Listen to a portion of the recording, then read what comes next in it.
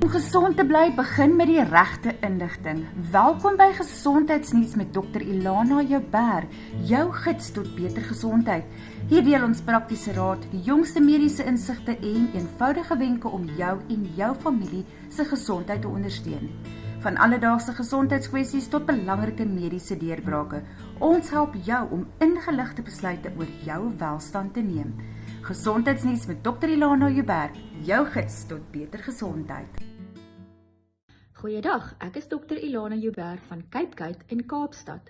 Dankie dat jy weer eens ingeskakel het by ons weeklikse gesondheidspraatjie. Ons praat vandag in kort oor prikkelbare darmsindroom of irritable bowel syndrome. Dit is 'n kondisie wat heelwat van die Suid-Afrikaanse populasie affekteer, tot soveel as 8%. Ander studies en data sê weer selfs soveel as 16 tot 20% van pasiënte kan hierdeur geaffekteer word. Hoekom verskil die data dan so? Omdat verskillende diagnostiese kriteria gebruik word wanneer ons hierdie studies doen. Tweedens, pasiënte vra nie noodwendig altyd hulp nie en is ongediagnoseer. En derdens, die simptome van prikkelbare darmsindroom wissel. Dit is belangrik om te weet dat hierdie nie 'n gevaarlike kondisie is nie, maar dat dit wel 'n groot impak kan hê op 'n persoon se daaglikse lewe en welstand. Dit is 'n funksionele darmversteuring. Met ander woorde, daar is nie noodwendig 'n sigbare toetse wat gedoen kan word in die vorm van scans, X-strale en ultraklank nie, en ook nie noodwendig 'n positiewe bloedtoets nie. Dit is 'n kommunikasie tussen die brein en darm wat versteur is, iets wat ons die gut-brain axis noem. As jou dokter die scans en bloedtoetse doen, dan is dit om 'n diagnose van uitskakeling te kry en te bevestig dat daar nie ander ernstige kondisies onderliggend is nie. Volgende vraag is dit dan dieselfde of soortgelyk aan gluten intolerance? Die antwoord is nee. Prikkelbare darmsindroom is 'n funksionele darmversteuring en nie 'n allergie of 'n immuunkondisie nie. Hoe verskil dit dan? Prikkelbare darmsindroom is 'n probleem met die gut-brain axis interaksie en darmsensitiwiteit, wat vir jou simptome soos opgeblaasenheid, pyn, diarree en of konstipasie kan gee, en die prikkels daarvoor het te doen met stres, hormone en sekere kossoorte. Glutenverwante kondisies is iets soos celiac disease. Celiac disease is 'n outo-immuune reaksie teen gluten wat dan skade aan die dun darmwand doen. Non-celiac glutensensitiwiteit is weer simptome wanneer gluten ingeneem word, maar geen skade aan die dun darmwand doen nie. Verwarring tussen hierdie kondisies gebeur baie dikwels omdat pasiënte met prikkelbare darmsindroom beter voel wanneer hulle gluten uitskakel. Dit is wel nie as gevolg van gluten self nie, maar eerder die FODMAP in graan of wheat wat hierdie simptome trigger. Wat is FODMAP? Ek is seker almal het al gehoor van die FODMAP dieet. Dit staan vir Fermentable Olysaccharides, Disaccharides, Monosaccharides en Polyols. FODMAP is 'n fancy woord vir 'n sekere tipe koolhidrate wat moeilik is om te verteer.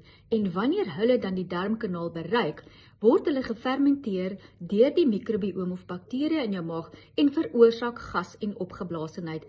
En dit is meer uitgesproke in pasiënte met 'n sensitiewe darmkanaal. Dink dus aan FODMAP as kossoorte wat nie normaalweg geverteer word nie, en dan eindig dit as brandstof vir hierdie bakterieë in jou darmkanaal. Die bakterieë hou 'n klein partytjie en produseer 'n groot hoeveelheid gas wat in die proses hierdie simptome en ongemak vir jou veroorsaak. Dit is dus nie die kossoorte self wat die probleem is nie, maar hoe jou spysverteringsstelsel daaroor reageer. Algemene hoë FODMAP kossoorte sal wees graan, uie, knoffel, melk, sagte kase, appels en pere, bone en lensies. Daar is eintlik 'n baie uitgebreide lys as jy dit gaan soek op die internet. Nie almal sal reageer teenoor FODMAP nie, maar pasiënte met 'n sensitiewe spysverteringskanaal, soos byvoorbeeld prikkelbare darmsindroom, vir hulle kan dit 'n groot prikkel of 'n trigger wees. Dit beteken dus nie dat jy glutenintolerant is nie, maar in sommige pasiënte met IBS wat wel sensitief is vir sekere kossoorte wat sekere koolhidrate in graan bevat, sal dit wel voel asof gluten deel van hulle probleem is. Tipiese simptome van irritable bowel syndrome of prikkelbare darmsindroom sluit in buikpyn en ongemak, opgeblaasenheid, winderigheid, diarree en of hartlywigheid of 'n kombinasie tussen die twee. Hierdie simptome kan wissel van dag tot dag en eens dikwels erger met stres of sekere kosse. Daar is dus nie een enkele oorsaak nie en dit is hoekom dit moeilik is om te diagnoseer. Dis gewoonlik 'n kombinasie van faktore wat insluit sensitiewe darms, versteurde darmbewegings, stres en emosionele faktore en selfs die darmmikrobiom of die bakterieë in jou darms. Baie interessant dat IBS dikwels gepaard gaan met 'n stresvolle tyd in 'n persoon se lewe. Hoe diagnoseer ons dit? Dit is meestal 'n kliniese diagnose, wat beteken die diagnose word gemaak op grond van jou geskiedenis en jou simptome en dat ons ander belangrike kondisies uitgeskakel het.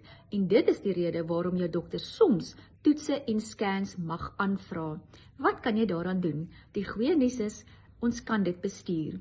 Voeding speel 'n baie groot rol. Sekere kossoorte kan die simptome vererger en dit is uniek en verskillend tot elke ander pasiënt.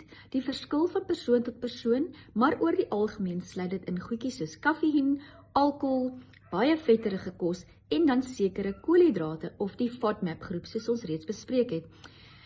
Party mense baat by 'n lae FODMAP dieet, maar dit moet verkieslik onder begeleiding van 'n dokter gedoen word omdat 'n groot hoeveelhede voedselgroepe uitgeskakel word. Tweedens, baie belangrik, stresbestuur. Omdat die darm en die brein so nou verbind is, kan stres definitief 'n groot rol speel. Tegnieke soos oefening, mindfulness en definitief 'n goeie slaaproetine. Gereelde eetpatrone is belangrik. Moenie maaltye oorslaan nie, eet kleiner, meer gereelde maaltye. Fisiese aktiwiteit, gereelde oefening help in elk geval met algemene gesondheid, maar definitief ook vir darmbeweging. Laastens, daar is medikasies in sommige gevalle wat deur jou dokter voorgeskryf kan word. IBS in werklikheid, dit is nie net in jou kop nie, maar definitief die brein en die darm wat saamwerk en daarom moet ons albei aanspreek. As jy simptome het wat jou pla, moenie stil bly nie, gaan praat gerus met jou dokter hieroor. Baie dankie dat jy weer eens ingeskakel het by ons gesondheidsprogram. Dit was Gesondheidsnuus met Dr. Ilana Joubert, jou gids tot beter gesondheid.